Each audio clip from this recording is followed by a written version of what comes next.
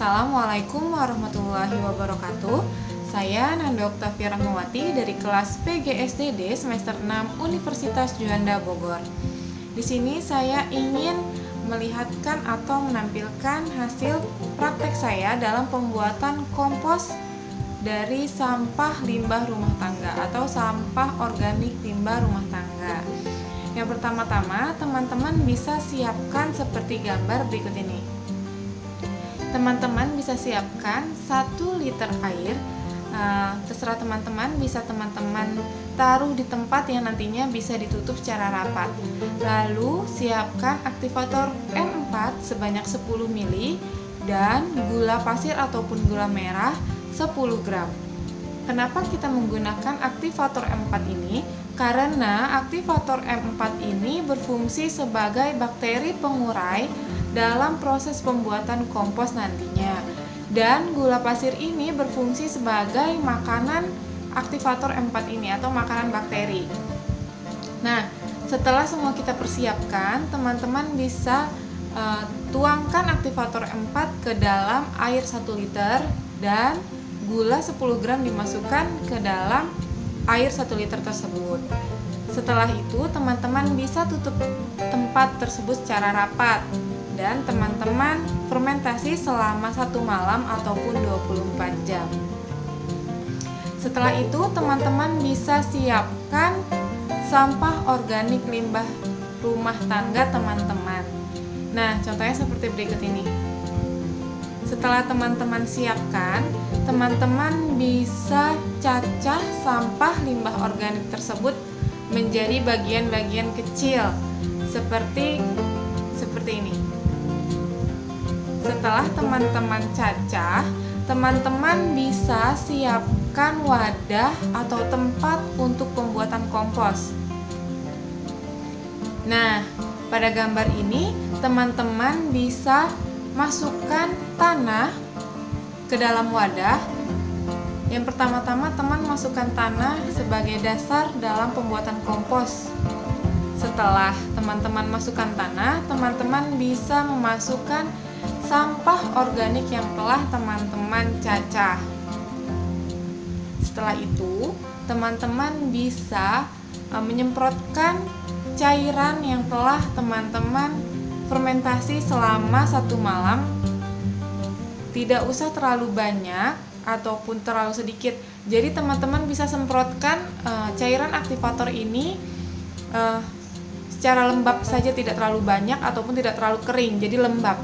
Setelah teman-teman menyemprotkan cairan aktivator ini, teman-teman bisa tutup kembali dengan tanah. Jadi setelah tanah, sampah organik lalu disemprotkan oleh cairan yang telah difermentasi dengan aktivator tersebut, lalu teman-teman bisa timpah lagi dengan tanah. Setelah itu, teman-teman tutup dengan rapat tempat atau wadah pengkomposan tersebut. Setelah teman-teman tutup, teman-teman bisa ditunggu atau dilihat prosesnya. Nah, di sini saya ada gambar. Setelah 2 minggu saya amati perbedaan dari wadah kompos yang pertama dengan kompos yang kedua. Di sini wadah pertama saya memberikan sampah organik tidak terlalu banyak, dan di wadah yang kedua saya memberikan sampah organik yang sangat banyak dibanding wadah pertama. Tetapi komposisi tanahnya sama. Jadi hanya komposisi sampah organiknya saja yang berbeda. Setelah saya amati, ternyata pada wadah pertama yang sampah organiknya sedikit ini, pengomposan itu sudah mulai terjadi. Jadi penguraian limbah organiknya itu sudah mulai menyatu dengan tanah. Sedangkan pada wadah yang kedua, sampah organik itu masih banyak yang belum terurai. Dan pada tekstur dari kedua wadah ini memiliki tekstur yang sama, yaitu masih sedikit basah karena penguraian sampah organik tersebut. Lalu dari segi warna, keduanya memiliki warna yang coklat kehitam-hitaman. Dan dari segi baunya pun pada fase 2 minggu ini pada kedua wadah ini memiliki bau yang sangat menyengat. Nah, setelah teman-teman amati, lalu teman-teman bisa tutup kembali pupuk kompos ini. Setelah itu teman-teman bisa menunggu selama 2 minggu kembali. Nah, setelah 1 bulan akhirnya masa panen. Nah, masa panen ini bisa teman-teman lihat ya pada gambar berikut ini. Di sini kedua wadah ini memiliki tekstur yang sama, yaitu sedikit gembur dan berwarna coklat kehitam-hitaman. Nah, perbedaan antara kompos 1 dengan kompos yang kedua itu ialah pada penguraian sampah organiknya. Pada wadah pertama ini, penguraian sampah organik sudah terjadi sempurna. Sedangkan pada wadah yang kedua, penguraian sampah organik ini masih belum sempurna ataupun masih ada sampah organik yang belum terurai.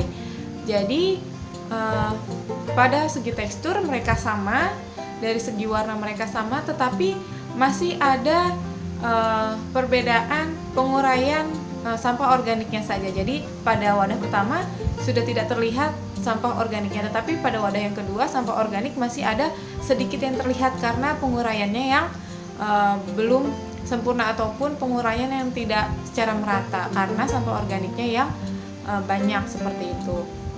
Mungkin sekian penjelasan dari praktikum pembuatan kompos dari saya.